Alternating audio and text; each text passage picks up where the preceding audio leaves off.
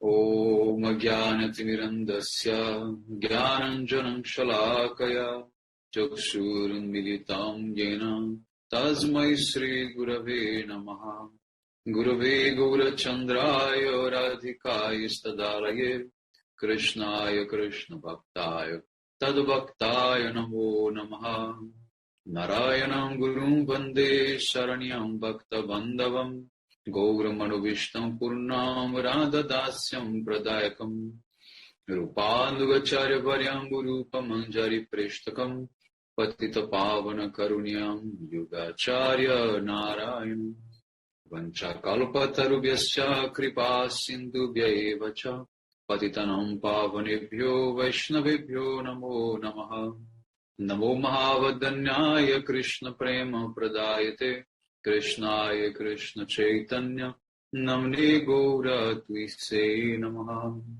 Shama Sundara Shikanda Shekara Ismera Hasara Murali Manohara Radhikara Sikamam Kripanide Swapriya Charana Kinkarim Puru Tapta Kanchana Gaurangi Radhe Vrindavaneshwari Vrishabhanu Sute Devi Pranamami Haripriya Vrindai Tulasi Devyai Priyai Keshavascha Krishna Bhakti Prade Devi Satyavatyai Namo Namaha Shri Krishna Chaitanya Prabhu Nityananda Sri Advaita Gadadhar Srivasadi Gaura Bhakta Vrinda Hare Krishna Krishna Krishna Hare Hare Hare Ramo Ramo Ramo Hare Hare.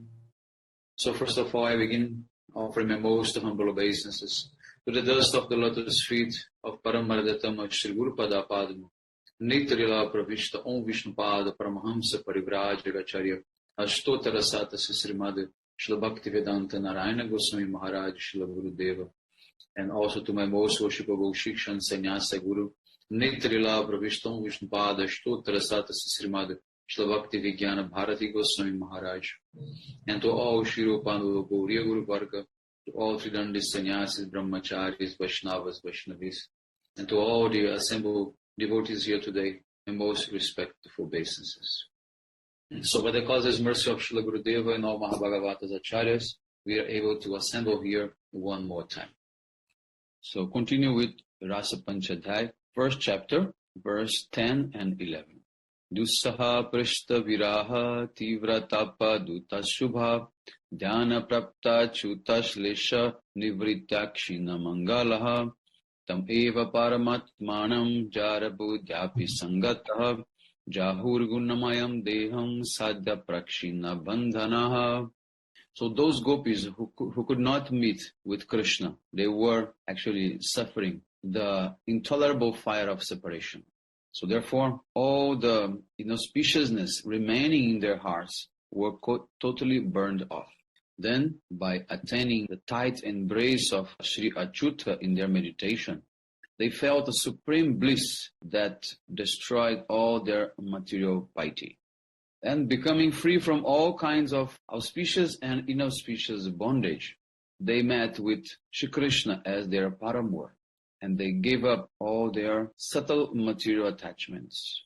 Another commentary of Srila Jiva Goswami Pada Vaishnava Toshani. After all this happened, the gopis, they were able to unite with Krishna instantly. So the first half of the verse explains the result of their enthusiasm, and the second half, it's about the result of their meditation. They were extremely eager to meet with Krishna, and that separation was intolerable. And in this way, they were able to, and that was causing them very intense burning sensation. And that burning sensation has destroyed all their inauspiciousness. What are those inauspiciousness? We read in the previous verse that was that they had children, they were enjoyed by their husbands, and therefore the husbands could stop them when they heard the flute sound of Krishna. They had to close their eyes and meditate on Krishna. So in that, they just imagined they were being embraced by Krishna. So therefore, all kinds of material fortune were destroyed. So here he says very clear, the good and the bad karmas were destroyed. So therefore, he's using the word dusaha, which means intolerable, and also tivra, which means intense. So it shows that they were in an ultimate limit of anguish. And the words achuta means infallible, and nivriti, which means finished, indicates the topmost level of happiness. And the word ashubha, which means misfortune, here it is the pain they experienced in separation from Krishna. Then, and that they felt before being able to meet with him. Then the next word is mangala. Mangala means auspicious. That means the happiness they enjoyed in the meeting with Krishna in their meditation. That happened immediately after that distress of separation. So the mature sadhaka he'll get perfection by feeling sorrow and joy during their meditation.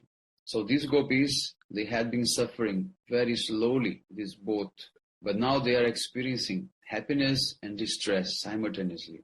In regard of Krishna's meeting with the gopis in their homes, Markandeya Rishi, he said in Vasana Bhasya, he said, at that very moment, all those gopis, they attained in their meditation the supremely blissful Shri Krishna. In this way, the words Ashubha and Mangala in verse 10 cannot possibly mean sin and piety. Because sin and piety, they will give results at every moment.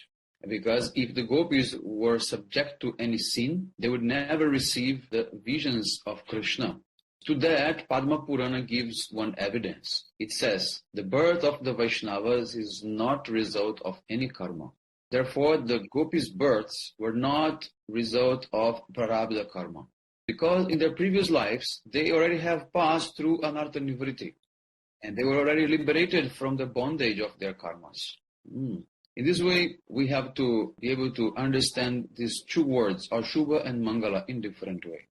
So we can understand this pastime also looking when Krishna, he brought the son of his guru Sandipani Muni from the abode of Jamaraj. At that time, he mentioned this type of karmic bondage, Krishna mentioned. He said, hey Jamaraj, you should hand over my guru's sons to me, even though he is still undergoing his prarabdha karma. In this way, with this example, is showing that by the desire of Krishna, everything is possible. We can be saved from our past activities. And Krishna, he does this to increase the devotees' prema for him. And the very expert in loving exchanges. This is in regard of the gopis here. So it should be understood that Krishna performed these pastimes with the gopis with the same objective in mind. In this way, we can understand the principle of prarabdha karma. So now one might ask, did the gopis meet with Krishna in a paramur mood? Means in the mood of beloved. And the answer is no, it's not like that. They accepted paramur mood as a stepping stone due to their strong desire. Paramatma, Shri Krishna, is the root cause of all existence.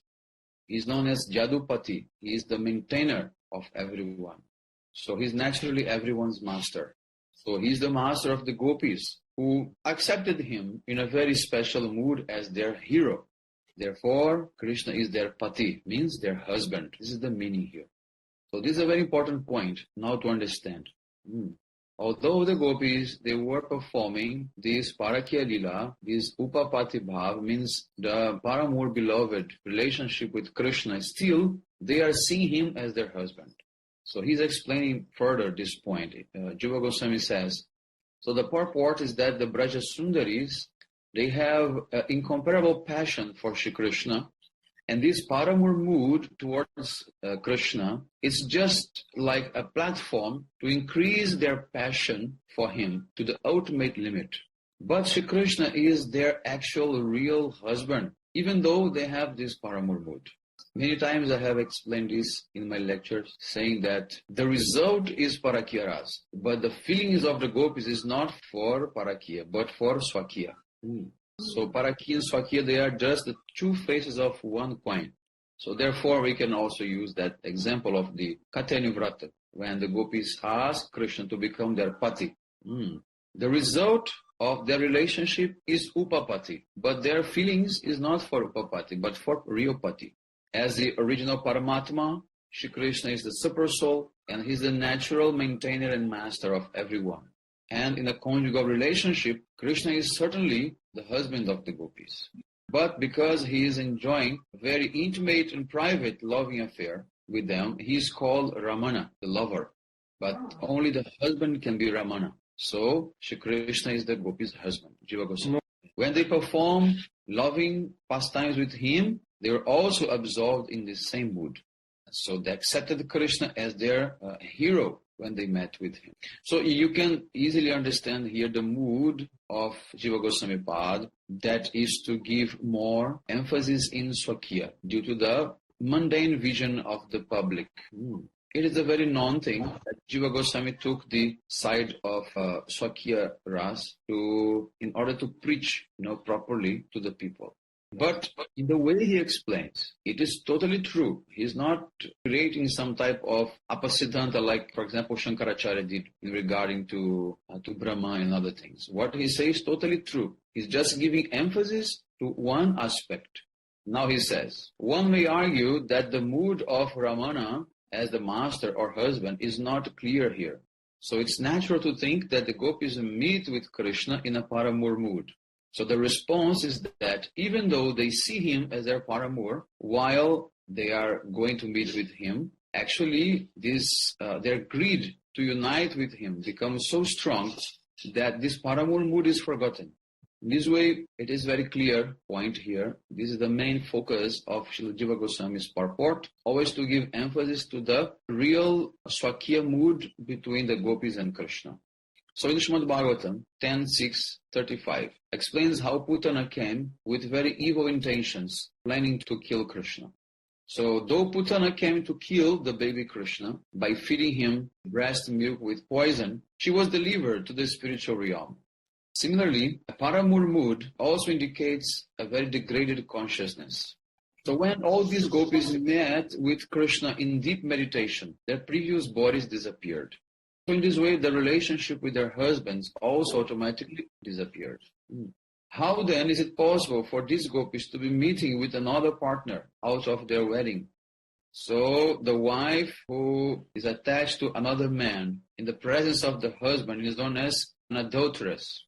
But here, the gopis have already destroyed their bodily relations with their husbands. So they cannot consider Krishna as their paramour. The Sanskrit dictionary called Vishwa Prakash states that Ramana means dear one. And according to Amarakosha dictionary, the words Dava, Priya, Pati, Artha are synonymous, meaning master.